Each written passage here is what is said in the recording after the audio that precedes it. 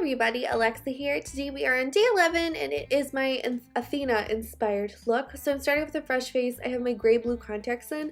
I started off with a concealer, but I wanted to do just a little bit of a pore filler and then we'll hop back into concealer. As you can see, it's the summer months when I'm filming a lot of these, so I am considerably tan or slash burnt in some of these. So I'm using some darker colors more than I would usually wear.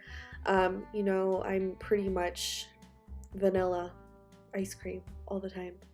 But right now we're a little bit tan, which is going to be perfect because the gold, rose gold look will look perfect on us. I'm starting off. I didn't powder this. I just blended my foundation into my concealer by my neck and my hairline by my ears. I'm starting off with a eye primer actually, and then I'm hopping back into my face. I'm using kind of a sketch brush and making this as detailed and as precise as I can get it, at least my cheekbones. I love to contour around my temples and by my hairline. I don't know, it's just something I've always done. I felt like it looks really good on me, but you guys will be the judge of that, I suppose. Do whatever you like to your tutorial. This is just what I'm doing. So carving out and sketching out some major cheekbones for myself. We're gonna hop back into blush. I'm using kind of a peachy blush just on the apples of my cheeks. Just kind of blending those two in together.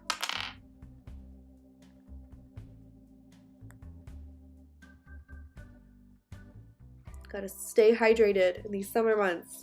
It's hot outside. So then I am just putting a little bit of gold liquid lipstick on my upper lip and my bottom lip, just kind of filling it in. I'm using a kind of champagne-y gold highlight more than I usually do.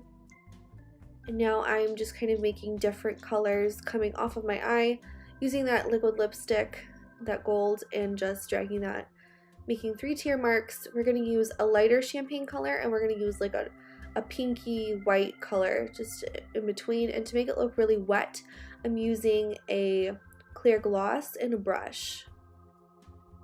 I put some of that white pinky color in my inner corner of my eyes too, just to really make them pop. And I thought my crease needed a little bit more work, so I'm using a darker kind of antiqued bronze kind of color. Of course, everything will be in the description box down below in case you missed anything. I do go in order. And then on my lips, I just filled that in with a little bit of lip gloss. It's got a nice purple iridescent reflectant. And here's that clear gloss I've been telling you guys about. And then go ahead and use gold flakes if you have any available, or gold leaf. I just used some chunky glitter I had laying around and just kind of stuck that all over my temples by my eye. I really wanted to do this tutorial, so I just totally skipped getting some gold flakes, but I highly recommend getting gold flakes for this look and putting it in your wig or your hair as well. I do this before, but I wasn't really sure what I wanted to do with my eyes, so I'm tight rimming my upper lash line. I'm putting on a little bit of mascara. I do pop some lashes on later. I do fill in my eyebrows just a little bit. I do my bottom lashes as well. And then on my neck, when you guys see the finished product, I do have silver and gold coming down off of my neck. Just to give the gold a little bit of contrast, I used some silver. Just filling my eyebrows lightly, popped on my wig, my nice rose gold wig, and threw on a little crown.